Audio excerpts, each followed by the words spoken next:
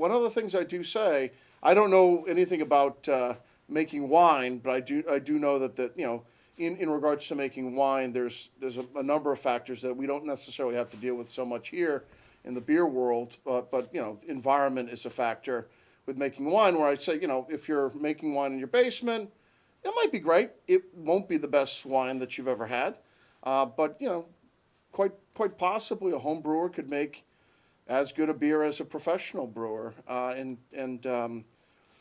I've found that people have time on their hands. People somehow found have more time on their hands than they had last year this time, and they got to find a way to fill it. Well, possibly too now because of COVID and your people are remaining home. There's no place to go.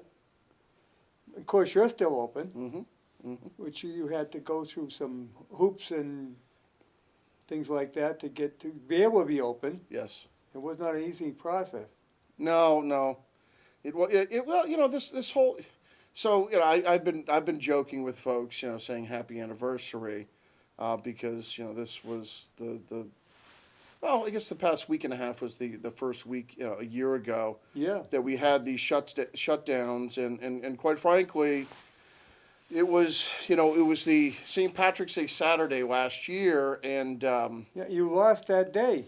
we lost. Well, we were still open, but it was the Saturday. We lost St. Patrick's Day the day last year. Yeah. So we were open that weekend, but it was one of these things where it's just you knew something was coming. Right. You're hearing about it. Obviously, there were cases that were starting to pop up, but I personally wasn't entirely sure. Nobody really knew what to do. I mean, I remember that morning. I had myself and the staff. We cleaned every glass that we have. Regardless of the fact that we probably were not going to use them that day, or not all of them that day, and you could just tell consumer behavior even was changing then, and then eventually the shutdown. So. Yeah, well, probably even if you didn't have to shut down, people weren't going out. People were scared to try and go out even, which I think the press and the state actually blew it out of proportion. I don't think it was as bad as they made it, and in fact, most of the infections were in nursing homes, and we weren't there. Oh, yeah. I mean, right now you're able to open. But all the bars are still closed. Yeah, no, so evidently this coming Monday, I believe it's phase 4. Yeah, phase 4. Step 1 or, I know, that's crazy. It's one of those things where, whenever these changes take place, I just say, well, just let me know what I can do. Yep. Let me know, what sort of, what we can start to do at this point, because whether you agree with it or not, it's one of these things where when it went down last year, you don't think of these things often, but when it went down last year, I just kind of took a moment to think, okay, so what is this going to look like? I mean, this is not something that you never think it's a possibility when you open up a business, and I assumed there was going to be restrictions, whatever, and I didn't quite realize there would be just a general shutdown. But there was, but whether we like it or not, I mean, we serve the public, and we wanted to make sure that whatever the regulations were, that we followed them, and we have. I think we've done a pretty darn good job of that, and You've had no incidents. So yeah, we've knock on wood, Harry. No incidents have been traced to us. And and we take the whole protocol very, very seriously. I don't think there's any restaurants that had any problems. Yeah, I mean, it's one of those things where I think if my wife does a lot more of this than I do, but if you trace the cases, I know the hospitality's been a small percentage, but Yeah. What So do I'm do? saying, they destroyed a lot of businesses, and it didn't make a difference. Yeah, I mean, it's possible. I mean, we were able to, we mean, got through, but it was, You take the precautions. yeah, You wipe things down, you disinfect. It's one of those things where, of course there was, guidance from the state, but, and just like I mentioned initially, I'm like, what is this going to look like? Because, we're a craft brewery. We've got a, Yeah. a beautiful spot. As you know, Harry, you've been by there many, many times. Oh, yes. And, the beauty of our location is it's the restored Linwood Mill. You've got the stone walls. It looks like something out of Ireland or Europe. It's cozy, and not everybody wants cozy when it comes to COVID. But we did our we Yeah, did. but it's we- open enough. You got fairly high ceilings. Yep, and- we have 10-foot ceilings. There's it's plenty open. Our seating, even in the best of times, is 50. So Yeah. we I mean, with the 25% restriction, that got us down to 12 people, which we quite frankly we did enforce. It wasn't fun. Having access to the outside was certainly helpful. And it's one of these things where, looking back, I remember last spring, I'm thinking, wow, thank goodness this didn't take our holidays. Yes. Silly me. And thank goodness it's starting to get warm again. And I'm, Yeah, because now you can use the outside. yeah, it's utilizing, yeah, it's one of those things where, the outside's important. We were able to, we have our alleyway, which we've always had seating out there. And the town allowed us to use the, I guess, 3.5 spaces out front for some outdoor seating, which was huge because we needed that. And it was one of those things where in the summer, at the very least, people were starting to want to do this. Some people were willing to go out and have some drinks and food, and but they wanted to be outside. And I remember going into the fall and just kind of contemplating what the winter was going to look like, and obviously it wasn't something I was looking forward to. And I was on Halloween. I was chatting with one of the owners of Wormtown about just stuff, just what we're all dealing with, and he's like, something, if folks in Massachusetts are willing to go to a Patriot game and sit in sub-zero weather to watch a football game. And they do. Yeah, they do, and they'll hopefully be willing to come out and drink a beer. And I'll tell you, outside of just inclement weather, we've had people willing to do that the whole year. Well, you added the patio heaters in too, right? Yes. Which makes a difference. Amazing how much heat those give out. Yeah, no, I mean, so we were able to secure a bunch of them when there was a run on those heaters, and there's nothing to them, but they do crank out some heat as long as it's not windy.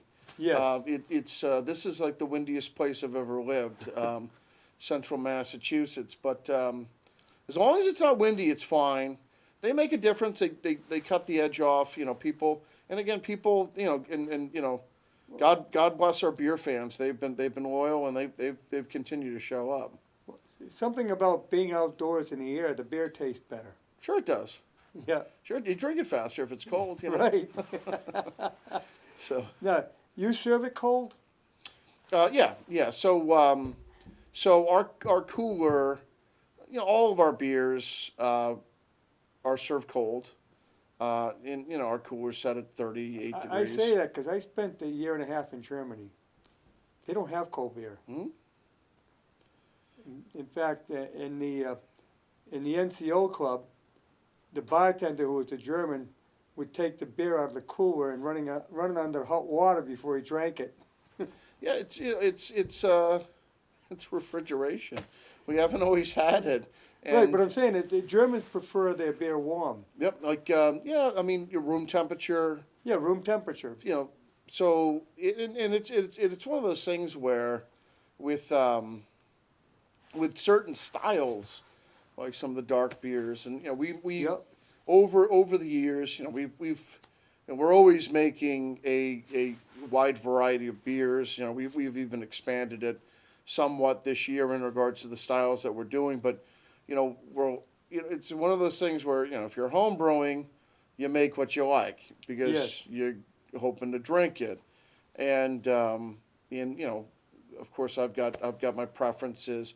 But when you're selling to the public and you're trying to please the public, you gotta make what they want. And I do like a dark beer, and we've done in my opinion, a very good job with our dark beers and with some of the darker beers with the roasted malts, and we've got coconut porters, we've done chocolate stouts and things like that. As you let that beer warm up a little bit, it does actually unlock some flavors and some smells that you would not have had if it's sitting at 38 degrees. Well, one thing that's come out of the microbrew business is the flavored beers now. I mean, when I was a kid, I loved beer. But Who doesn't? right. But the thing is, you got beer, period. Now you get blueberry, you got walnut. I mean, you name it, there's a fruit in it. Yeah, this industry has gotten interest. I mean, it's gotten even more interesting with we opened up in November of 17, which in most worlds is yesterday, but in the beer world it's ages ago, and the marketplace has changed so much. I mean, one of the things that I have seen is that distribution has expanded, where some of these beers that you had to go to Vermont to get, you can get down at Friendly's Liquors. They do a great job of their beer selection. But it's one of these things, so you can get all these types of beers. There's been kind of a little bit of like a border war, and most of us brewers all get along, but we're all trying to outdo each other. And Well, yeah, I mean, you can be friends, but you're still in competition. yeah, so typically the way to compete is not, of course, to do less when it comes to ingredients, but to do more. And some of the beers we do, some of the beers we run into, they're delicious. They're getting better each and every day. I've always said that. Well, I mean, there was a time when I was a kid, and I remember my grandparents, who didn't drink beer very often, got like a 6-pack of Heineken, and this was early '80s, and it was like, oh, this mystique around Heineken. I think it was Heineken Dark, and it's imported. It's got to be good, Well, it was a little stronger than the beers, it's American beers. Well, I mean, it's one of these things where there used to be breweries everywhere. Prohibition comes along, Yep. and then some of these breweries that hung on with by doing other things, brewing other things, they went back into operation, and most of it was American lagers, and people love their American lagers. We've got our Murgatroyd, which is our alternative to the American lager, but yeah, I mean, the marketplace is, Harry, I mean, no joke, just even the last 3 years, I mean, it's crazy. I mean, number one, we're getting beers up here that we haven't gotten, we didn't have access to before. So, then, that forces you, and if it doesn't force you, but I guess you need to do it to stay competitive, then you need to up the ante. And I remember, when we did this show, I don't know, in sometime in before we opened, Yeah. in 2017, and we were on the show, and there was a caller that called, and I remember, and he was asking about fruit beers, and what I mean by fruit beers is not so much having a beer and putting a lime in it, just like you said, Harry, there being fruit in it, certainly when it comes to ingredients, everybody's coming up with these incredibly hoppy beers. Hops are very, very expensive, especially the ones that are put into these New England IPAs. But then the fruit thing comes along, and I think we had kind of made a statement that we weren't going to fruit our beers, and we lied, because we do fruit our beers. And this summer I was looking at our menu, and of I think the 11 or 12 beers that we had on, I think we had 4 or 5 of them that had some sort of fruit in the beer, and it's one of these things that it makes it interesting. We started doing, I think our first foray into fruit was with our Labor Day beer, which one of our dear friends owns a farm up in Vermont, blueberry farm, and she's like, hey, I got this farm, we're producing these berries, you want some? Why not? So, we put the fresh blueberries, I make like a jam out of them, and we put them into a Kolsch, which is, of course, a German ale, which I'm sure you drank a few of when you were in Germany, Oh, Harry. yes. And what's cool about that is you take blueberries that are blue and purple, and you put them into a yellow beer, and guess what you get? You get a pink beer. And, maybe even 10 years ago, if somebody saw a pink beer, they wouldn't touch it. I mean, there was a time not that long ago, if your beer wasn't clear, there was something wrong with it. Now, folks don't want beers that are clear. So we've been doing the fruit thing for a bit. We have found suppliers that supply us with purees, and what's nice is these suppliers. You buy the purees; they come in these quite frankly, these contain these bladders, if you will, and they call it a speptic, which means it's been homogenized, and it's a puree of whatever fruit. And our supplier probably has 30 different fruits to choose Wow. from, and these are fruits that you might see at Whole Foods, but you might not see at Hannaford's or something like that. And we've experimented with it. I mean, I'm a huge fan of mango. We have a beer at the brewery right now that's a mango wheat. Brian, my business partner, he wasn't able to come. He's like, we got to make a wheat beer. Got to make a wheat beer. And I'm like, oh, okay. Well, the wheat beers have become pretty popular. Yeah. I mean, it's wheat beers have always been around. But wheat beers have become popular. Blue Moon's a wheat beer, and Right. so we made a wheat beer, relatively light. Yes, we're in the heart of the winter where people are supposedly, they should be hunkering down with these robust dark beers. But something. I mean, let's throw out a little ray of sunshine and try to remind people that maybe it will warm eventually. So we did the wheat beer, and then we put mango into it, and just mango's an incredible ingredient. When it comes to beer, I'm a big fan of it as a fruit, anyways. And then right now in the hopper we have that. We started doing some Berliner Weisses. And Berliner Weiss is a sour beer. It's not a super tart sour beer, but it's a sour beer. People, I don't know if you've ever had a sour, Harry. It's got a little bite to it. Yeah, it's got a little. Well, it depends. I mean, some of them are worse than others, but quite frankly, there's people call it a funk. I mean, Yep. it's sour. It's got a bite. It's got more. Some have more than a bite to it. People love it. Yep. People have really enjoyed those beers, so we started to make them. You have to be careful when you make them because you are utilizing something called you're a yeast called Brettanomyces, which is a wild yeast, and they call it a wild yeast for a reason. If it gets out to all the other beers, it'll spoil them. But you have to be cautious with your sours. But folks have asked for sours, and we've Is an ale like a sour? Because ale's got a little bit of a yeah. I mean, bite. it just depends. I mean, the ales that I think you're probably thinking of, they have bite because of just a bitter hop. Oh. So with the sours, it's the yeast that is bringing down the pH, making it more sour, making it more tart, creating some lactic acid. I prefer ale to a beer.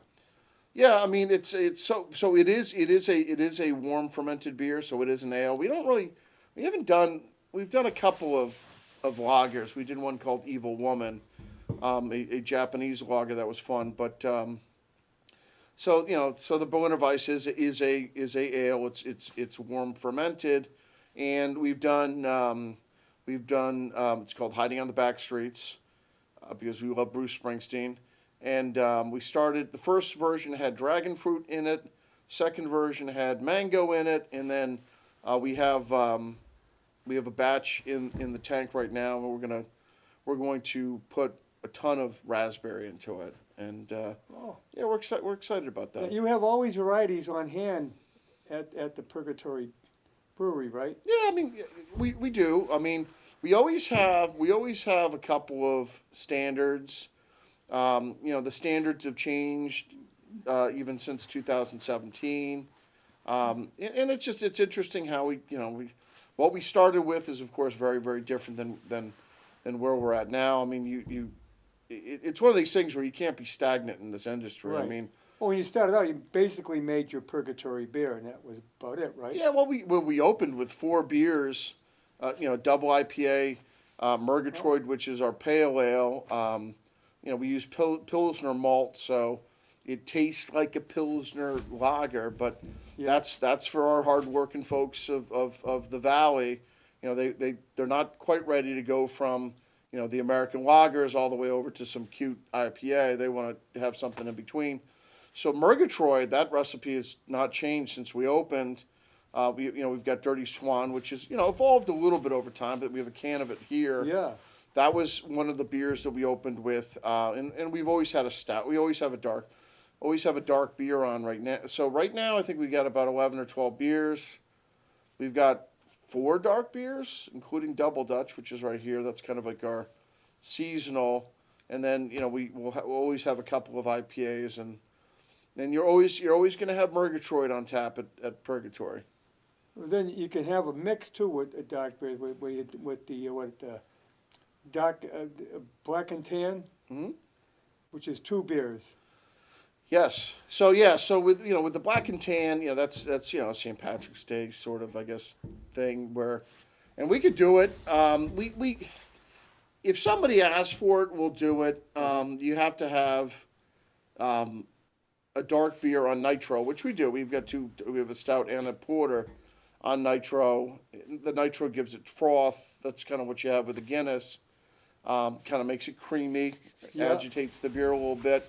And then you have the lighter beer. So you pour the lighter beer in first, and then you pour the darker beer on top of the lighter beer, but you impede the fall with a spoon, and just that little break of I guess the fall from the tap keeps it from some mixing.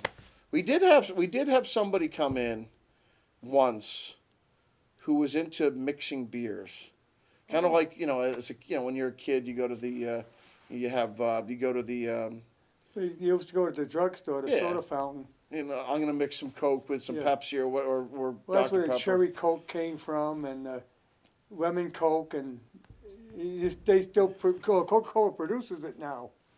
Yeah, so somebody actually asked us to mix several beer styles in the same glass. That was weird, Yeah. but I mean it's just one of those things where something, if that's what you want.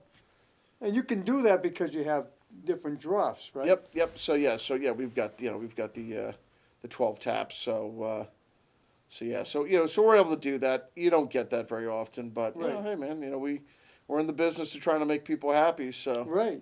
that's part of it. But I like to let people know that your beers are available now locally too, out in the stores. Yeah, so we're still not distributed. We're still self-distributing. It's something that you're allowed to do in Massachusetts. You can't do it everywhere.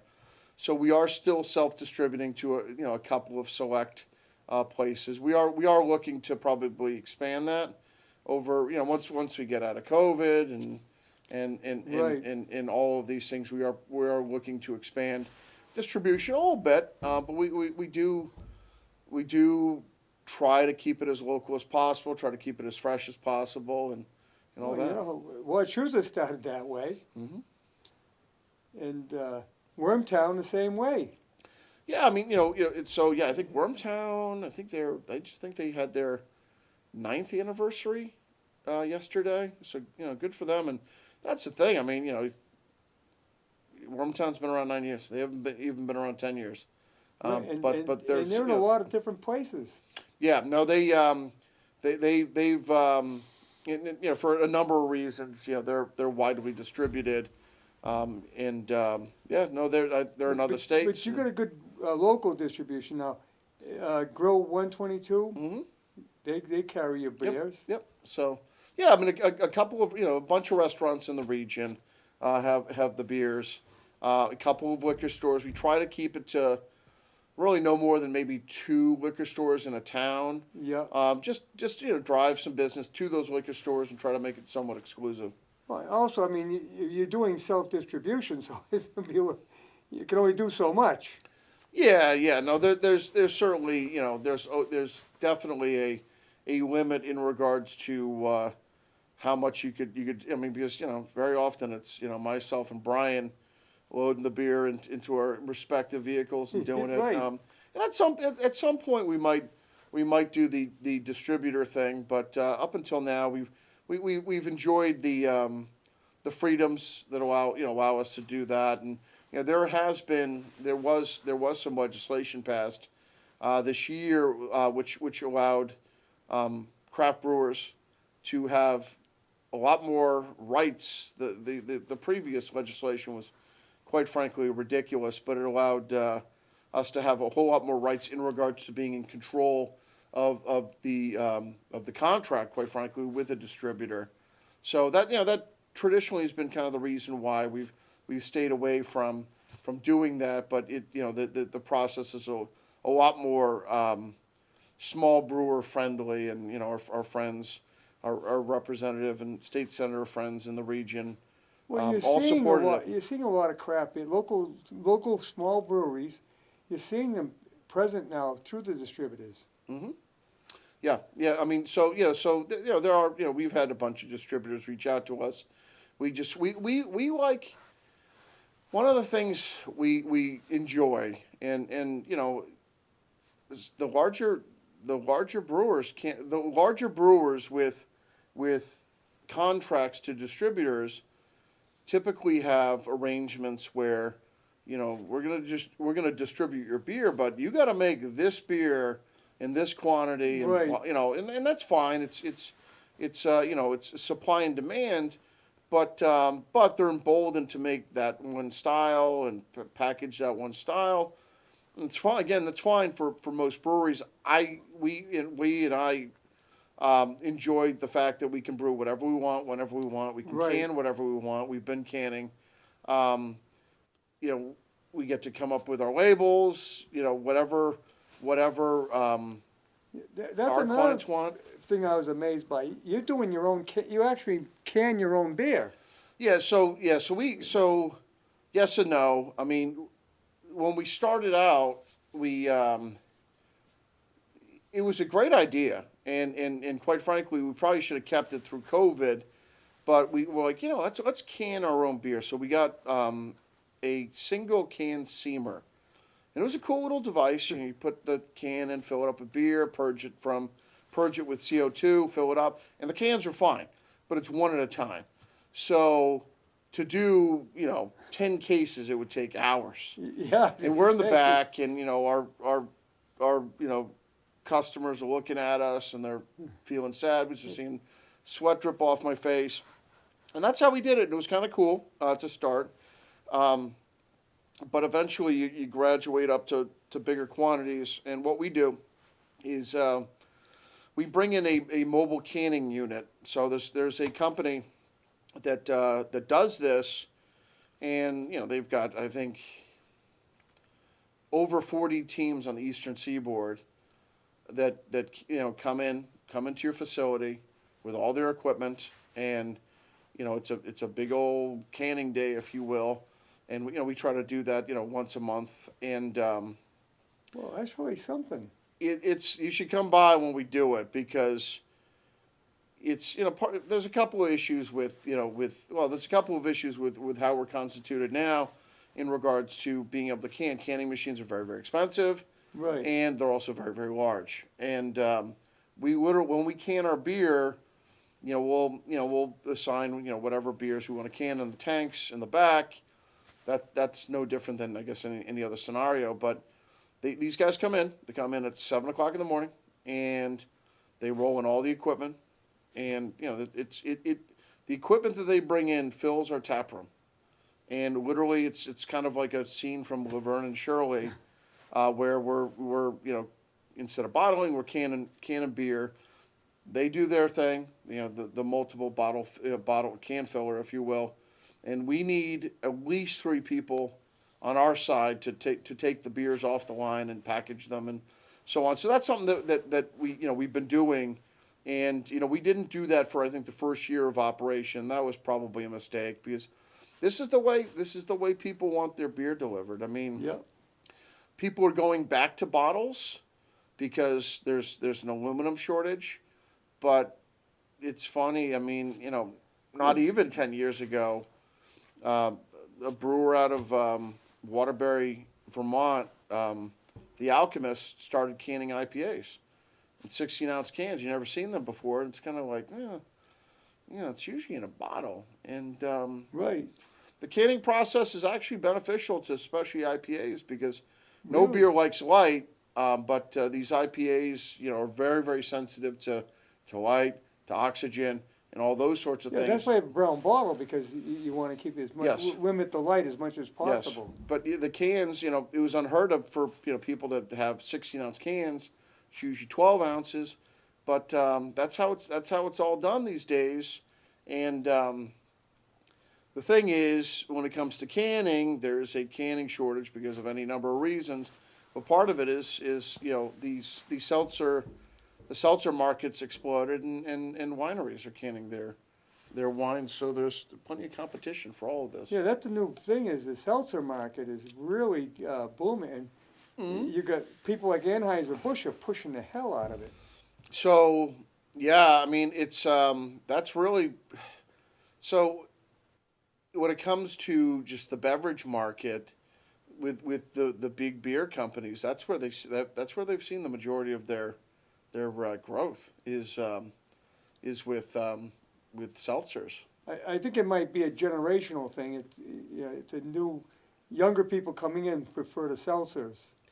Yeah. I mean I think every beverage kind of has their lifespan, if you will. I mean, Right, ciders were the rage for a while, and ciders are great. I like a cider, but yeah. I can only drink so many ciders, and I can only drink so many of any of these things. But yeah, everybody's making a Yeah, seltzer. you see a different rage come every now and then. Well, I mean, not for nothing. These seltzers are 100 calories, 120 calories, not a whole lot of sugar. So it's certainly not a bad idea. We are considering making a seltzer for consumption at the brewery, at the brewery only, but we haven't quite gone there. I'm a beer guy, and Yeah. it's old habits are hard to Well, these to are the drop. seltzers with alcohol. I mean, you also Yes. have Oh yeah. the seltzers that you get in the supermarket in lieu of buying a soda. Hmm. They become extremely popular, and I think partly because people figure it's a little healthier. Yeah. Yeah. It's more like a water. Yeah, I mean it is. I mean, sure. I mean it's and yeah, I think it's probably a generational thing. Yeah. So who knows? But yeah, we still haven't gone in that direction yet, and maybe it'll happen. But I still prefer making beer. Like I said, I prefer an ale, and that's why I love IPAs. If I'm in a restaurant and I'm looking for, I look at the list and here's an IPA. Because I like that taste, that extra, a little bit of a snap to it, we might say. Sure. Yeah, IPAs. Well, so IPAs they've evolved quite a bit over the last 5 years, if that. I mean, Anchor Steam came out. Harpoon was the first in Mass, Yeah, and Anchor Steam out of was Boston. one of the first, out of the United States, out in San Francisco, and those were considered to be, West Coast IPAs where Yeah, malty and a little bit bitter, and now we've got the New England IPA, which is the rage everywhere, and it's the hazy, softer beer with like a citrus taste to it, not a whole lot of bitterness, and you got to do a whole lot of everything. And one of the things that I think is interesting, and I found, and some brewers like this more than others. Some brewers it doesn't bother me, but it's so much of of beer selection these days is based upon appearance. And just like I mentioned before, if it wasn't clear, people Right. were like, there's something wrong. You know, this thing's got some floaters in it. But now, you know, when I put a beer out, you know, our beer fans will say, oh my goodness, look at that thing. It's you know, cloudy and hazy like, you know, whatever, a treehouse. And they become obsessed with the appearance. And it's like, well, how does it taste? Do you like the taste? But, you know, whatever. It's the whole sensory process, you know, so. Well, you know, if you worry about the beer being clear, you're not a beer drinker. The beer being what, Harry? If you're worried about it being clear, you're not really a beer drinker, because I prefer the cloudy beer. To me, that's got a better taste to it. Well, but I mean, it's but you probably, your tastes have probably evolved over the last couple of years, right? Oh yeah, Because that's the thing. People just they assume. Well, we've said it. It's the appearance part of it. It's more of a factor than I think it's ever been. if I drink a clear beer, it's almost like drinking water. And you know something? It's funny because a lot of brewers, you know, will make all these beers, and I like my IPAs like the rest of you, but a lot of brewers prefer to drink Kolsch's and some lighter stuff just because, you know, they've been IPA'd out. If Well, there's now such a thing. now they're doing the beers with the low carb, Hmm. and I can understand that because diabetes is like epidemic. Hmm. So you got a lot of people looking for low carb because they want to keep their carbs down.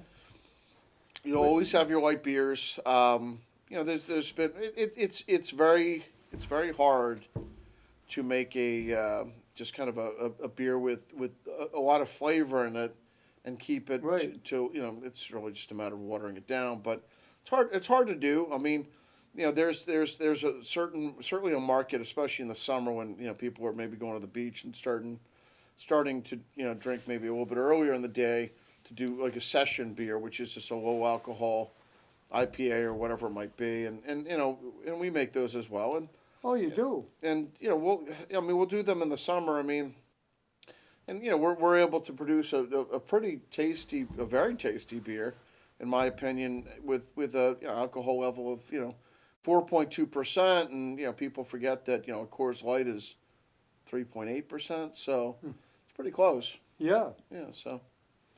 Yeah, well, during Prohibition, they actually came out with, was it I forget what it was now. It was really light, Hmm.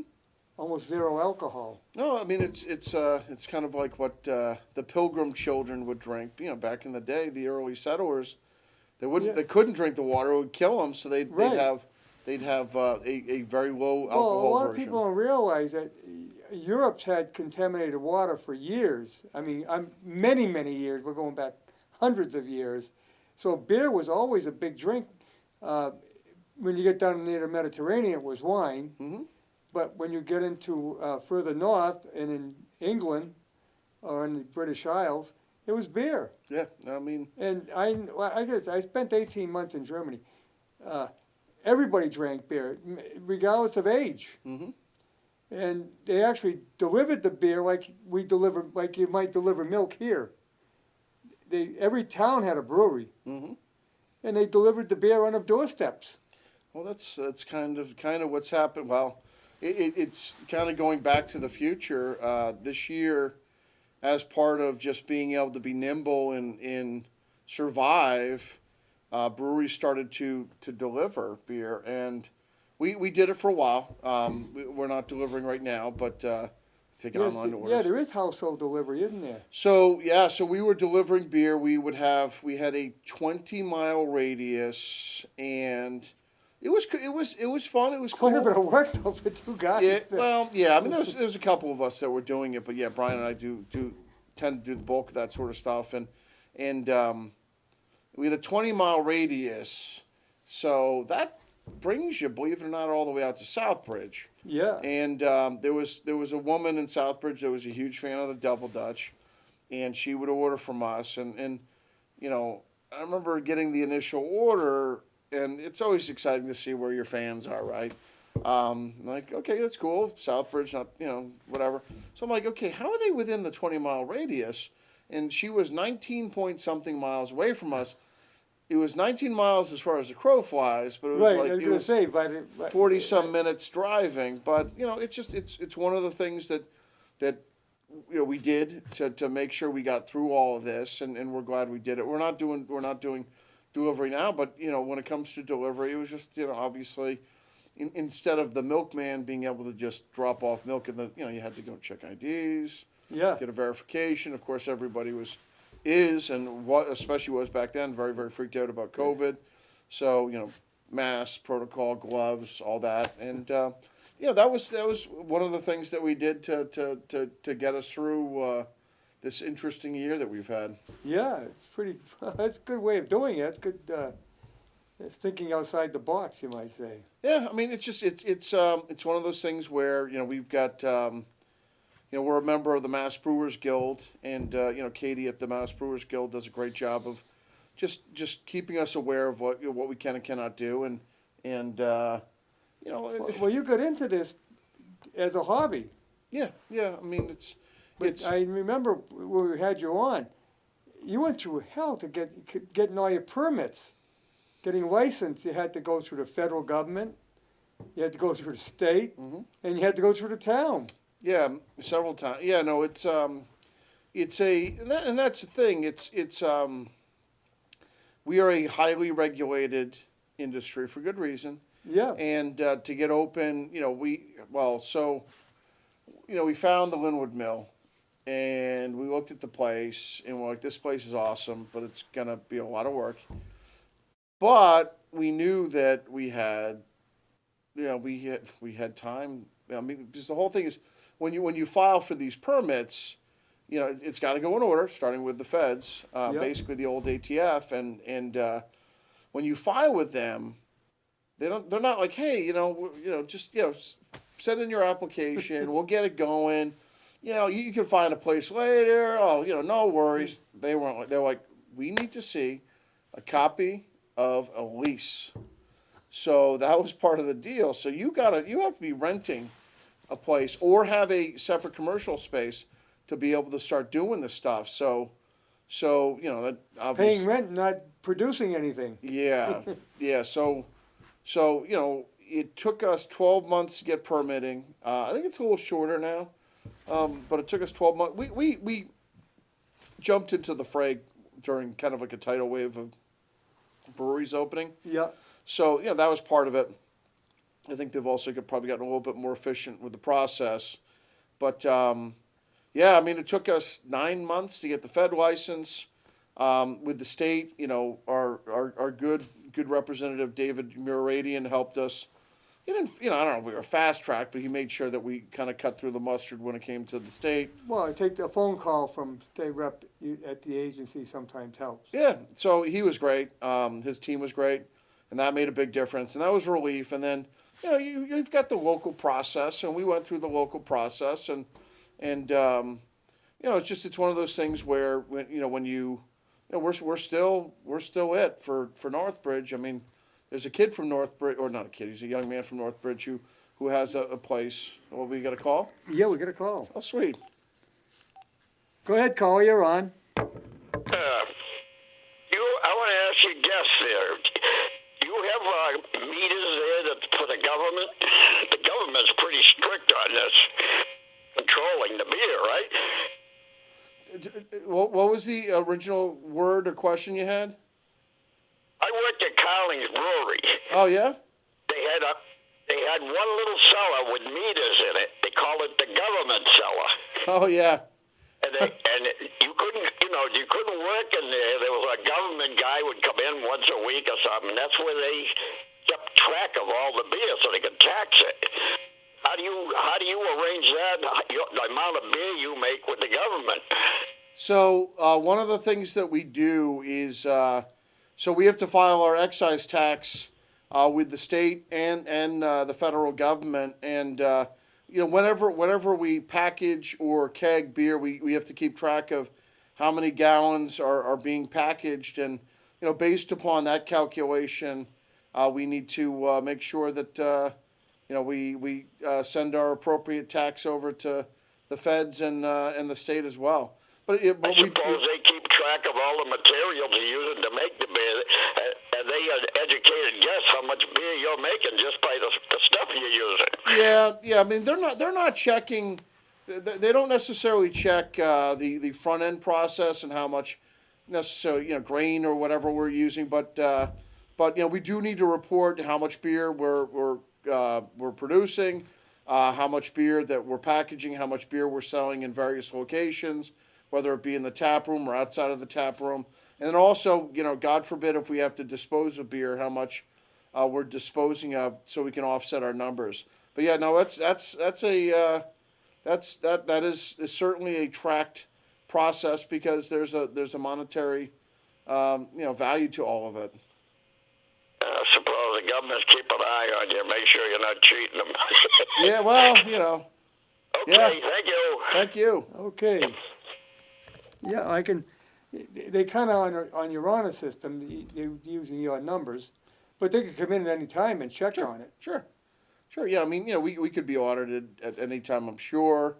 Now mind you. You're a small operation. Cowling Brewery was a big operation. Yeah, Black Label, huh? You remember that? Cowling Black on the probably shores drank of some of Lake that. Cochituate. Oh, is that? There's a computer plant there, I think. Oh, really? Yeah, well, it's in Natick. When you go down, if you go up Route 9. I didn't realize it was in Natick. Yeah. Goodness. Isn't Carling a Canadian company or? Yeah, it was. They had yeah. a brewery here. Yeah, but they brewed it right here in Natick Okay. on the shores of Lake Cochituate. Oh wow. Which is, if you go up Route 9 in Natick, almost when you leave Framingham, there's a lake on the left-hand side Yeah, as you're heading yeah. into Boston. Well, that right there was the Cowling Brewery. That's interesting. I didn't know that. Yeah, Yeah. it's. I think I've had a Black Label before. Yeah. Yeah, I haven't seen it in years now. I don't know if it's still made, still brewed. Yeah. No, it's. I think. Well, who knows? I'm sure there's folks that are huge Black Label fans, but I think that was something my dad drank back in the day. In fact, the slogan was Mabel Black Label. Mabel was the waitress. Oh, got it. Yeah. Mabel Black Label. Oh, okay. Yeah, we don't have a Mabel at Purgatory. No. You don't run into many Mabels anymore. You know, I mean, another big beer was Narragansett around here, and then they went out of business, but somebody's brought it back. Yep. Yeah. So yeah, no, Narragansett. They're a big operator, and it's always good to see. It's always nice to see a brand get rejuvenated, if you will. And I think they're making. I haven't had an Narragansett in ages, but I think they're utilizing the original recipes and stuff like that. So it's fun. And it's a lager, which is the most popular.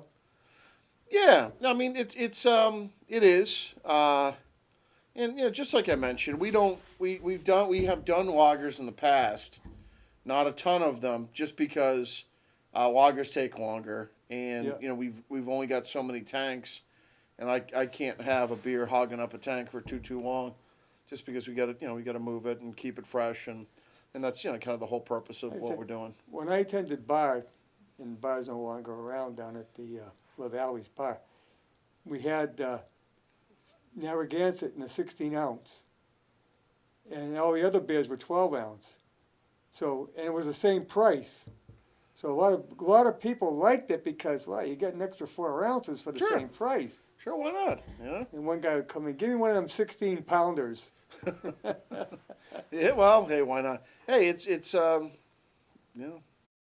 it's all right, and it's we do the 16, but we do 4-packs, so I don't know if it doesn't work out quite as well, but I know you got it right there at the Millhouse Liquors, which is an easy delivery for you. Yep, yeah, no, it's Friendly Liquors. Yeah, so Friendly, so Lenny's, Friendly's, a whole bunch in the region. Oh, Lenny's as well. Yep, yeah, so we're at Lenny's Arcade.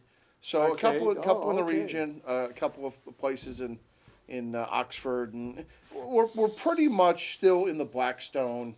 At some point we'll be probably due to break out a little bit, but we're still trying to keep it as local as possible and as fresh as possible, and And yeah, I mean, the distribution something that we're looking to expand in the near future. Because I'll be 73 years old. And I'm diabetic, so I can't drink a lot of beer. I drink it when we go out to a restaurant. I don't drink much at home anymore. But I tell you, you have one of your beers. You had a good beer.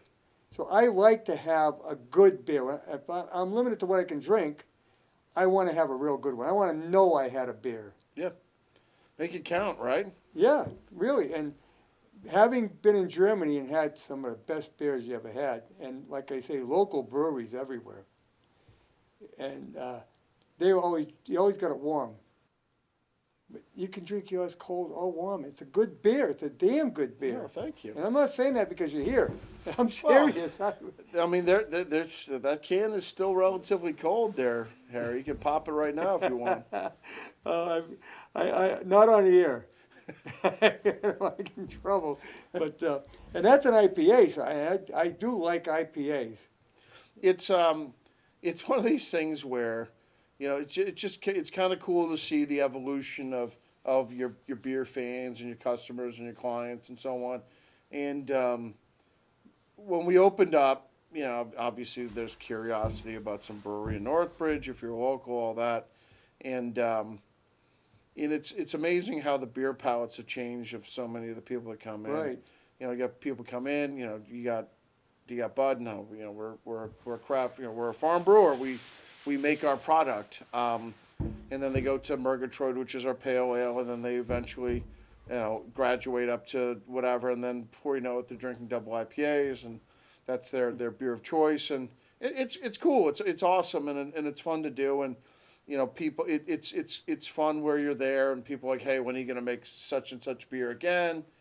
And sometimes you forget that people remember these beers and they want these beers, and we God, I couldn't even tell you how many recipes we have, but we are very much I guess going into 2020, and maybe a little bit before, our plan was, okay, let's kick out 3 new beers a month, just brand new recipes. They might not get made again, but let's do Where that. do you get your recipes from?